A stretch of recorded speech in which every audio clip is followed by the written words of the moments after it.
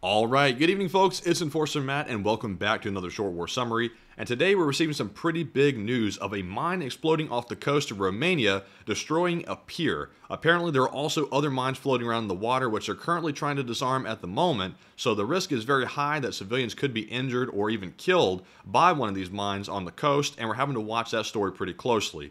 Also, we've received more information about that Kerch Bridge attack conducted by Ukraine a while back, and we're also receiving some more information about Ukrainian aid coming from the U.S. So, with that being said, let's go ahead and jump right into our first news story of the day, which is from OSINT Defender. It says a Ukrainian/Russian naval mine struck a pier in the Romanian resort city of that right there, which I cannot say, on the Black Sea earlier today, causing a small explosion resulting in the pier being destroyed, and a second mine has also been detected off the coast of the city, with the Romanian Navy having closed the area and divers currently attempting to disarm it. So I will go ahead and note up here at the top, it says a Ukrainian/Russian naval mine.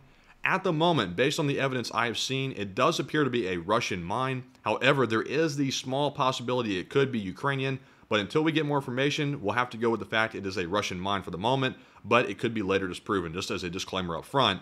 Also, this video here that is included in the post sadly does not show the explosion of the pier itself. It simply shows the area in which it's supposed to have occurred, so nothing to really see there. Also, we can get an idea of where this occurred on the coast of Romania. As you can see here where the star is, that is where the pier was destroyed and exploded, and apparently the mines are floating all over the Black Sea, and there's no real distinct area where they're basically clustered at, and they're just floating everywhere. So a very dangerous situation, and obviously civilians and ships are at big risk of getting harmed by these mines. So not good to see, and with that, let's go ahead and move on to our next story. This one is from Insider Paper. And I'm going to go ahead and say up front, while it is news, this does happen somewhat routinely, so it's nothing groundbreaking, but it is a news story of the day. It says, NORAD detected and tracked 4 Russian military aircraft operating in the Alaska Air Defense Identification Zone, also known as the ADIZ, early morning August 14th. So here we see, once again, after the Russian ships arrived near the Aleutian Islands in Alaska just a few days back, now the Russian aircraft are also following up behind them and going into the ADIZ zone. According to the NORAD press release, they did not enter any airspace of the Americans, and they stayed in international airspace. So no airspace violations here. That kind of goes contrary to what happened in Belarus with the Wagner fighters and also the Belarusian helicopters. But in this instance, they have not crossed into American airspace, which is good, but nonetheless, it is a provocation of sorts.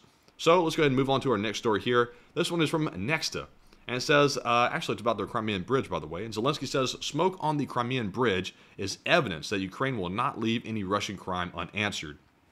And sort of cryptic from Zelensky, if I have to be perfectly honest. He says smoke on the Crimean Bridge. He does not specify any damage that occurred, and he does not specify if the bridge has been taken out or destroyed in any way whatsoever. So right now we have sort of vague statements coming out of Ukraine about what really happened to the bridge, and obviously we still don't have any footage or any eyewitness testimony or anything of that nature to let us know exactly what has happened. So right now it is still a mystery, but we do know for a fact that there was smoke on the bridge. So, moving on from that to our next story, this one is very unfortunate and very upsetting, and honestly, it angers me quite a bit for obvious reasons. It is from the Kyiv Post, and it says the Fazi Hypermarket in Odessa has been completely destroyed by the Russians this night. And obviously, this right here is not a military target. This is some place that civilians go to shop, to get food and also other goods. So, obviously, not a military target. This is a war crime right here. And you can see they completely had this building burned to the ground after they shelled it routinely. So it was not an accident. They did this intentionally. And very sad to see that once again, the civilians are being targeted in this war, and the Russians are not playing fair, which seems to be a hallmark of theirs. But very unfortunate to see, and we do have some more pictures here from Flash News Ukraine of the burned supermarket, and they call it a hypermarket for some reason. But we can see here that the war crimes prosecutors are already out there taking photos and evidence, which is good to see, because hopefully one day the Russians will be held responsible for their war crimes and held accountable. So hopefully sooner than later, but very unfortunate to see.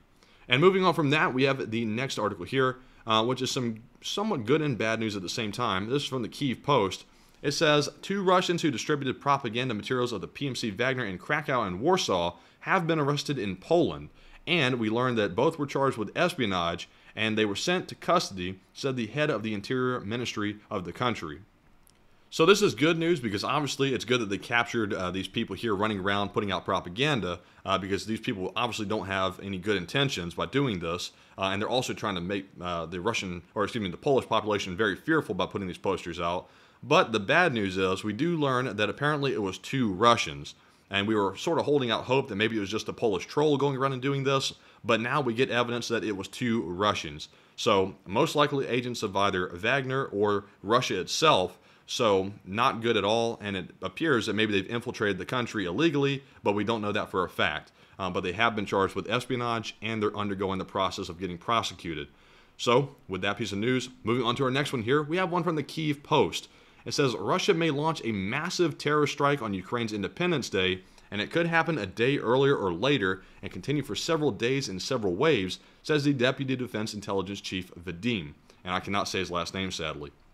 But once again, obviously, these holidays here, like Independence Day, they're symbolic days for Ukraine, and it's an opportune time for Russia to try to step in and basically crush morale and harm people.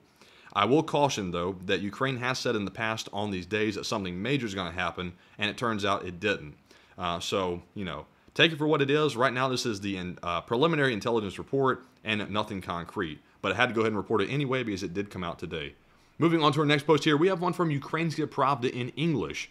It says the Crimean invaders want to toughen penalties for posting photos and videos of air defense systems responding.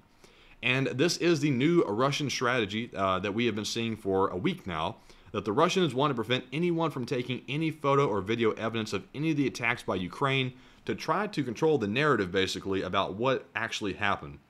The Russians, right now, we don't know what happened to the Kerch Bridge. So the Russians are keeping everyone in the dark on that. And also Ukraine's even keeping us in the dark. They're not telling us exactly what happened. And we don't have anything to either deny it or accept it. So we're in the dark. And Russia right now is trying to put fear in their own population, not to post evidence of their air defense systems responding or of any attacks. So hopefully there are some Russians in there that will film stuff anyway and post it. So that way we can get the full picture of what's happening. But moving on to our next story, we have some good news. And this is from us, by the way, at It's the Enforcer on Twitter. It says the U.S. announced a new package of security assistance for Ukraine, including air defense munitions, artillery rounds, anti-armor capabilities, and additional mine-clearing equipment. And the package is worth $200 million and comes from money that remained after the Defense Department's accounting error, with quotes around it, or it should be. So obviously, me personally, I don't care where the money comes from. As long as Ukraine is getting support and we're sending military equipment to help them in their war effort to fight off those Russians, I'm good with it. But obviously, accounting errors are not a good thing if we're looking at it completely literally. But $200 million, just a little error, just send it to Ukraine. That works. And moving on from that, we are into our next article here, which is from the AP. And this is about the Russian ruble. It has continued a more than 25% decline in its value since the beginning of 2023 and has now hit its lowest level since the start of the war. And now the Russian central bank is trying to step in and hold an emergency meeting to try to put measures into place to revive the currency. That's not going to work. I can tell you that right now. The Russian ruble is not going to get any better. It's going to keep declining, and it's becoming basically worthless. Right now, it's like 100 rubles for a $1 American dollar, and it's gone even below that now. So it's sliding downhill fast, and there's not going to be much the Russians can do to reverse that. So they deserve it. Let's be honest. They deserve it. And moving on to our next post here, we have one from the war zone, and we see that the Coca Cages, which are traditionally handmade by the Russians, and it's very jank for a lack of better words, we can see here that they are building a commercial version of the Coca Cage and selling it at the Russian Arms Bazaar, which is very bizarre, no pun intended. They're selling this piece of crap as a real product for people to buy, and you can get one now at the Russian Arms Bazaar if you want. And moving on to our next post here, we have one from Nexta, and it says Norway will supply Ukraine with an anti-drone system manufactured by the Kongsberg company, and it is reported on the company's website that the value of the contract is estimated at $70.8 million. So, a pretty sizable deal here, and from what I know, limited information about this system here, this is pretty potent, and it'll be very effective for Ukraine to take down drones, and it's good on Norway for sending it. I'm glad to see that.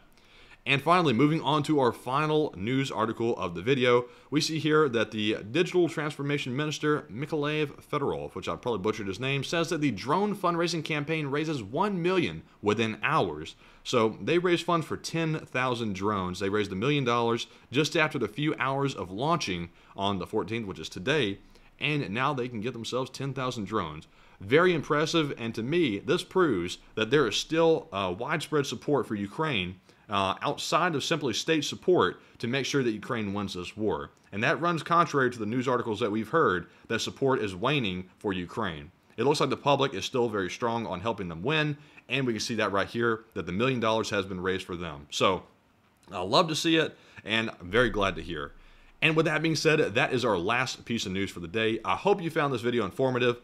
Today has been our first day of actual law school. It's been a long day today, but I had to come back and make the video, and I hope you've enjoyed it. Please press the like button and also subscribe on the video or the channel as well. Excuse me. And also, if you want to support the channel, you can go support us on Patreon. Link is in the description below. Also, our Twitter page where we post our information as it comes out on the war, and we post it daily, minute by minute. Our Twitter handle is @It'sTheEnforcer. Go give us a follow and peep the Twitter.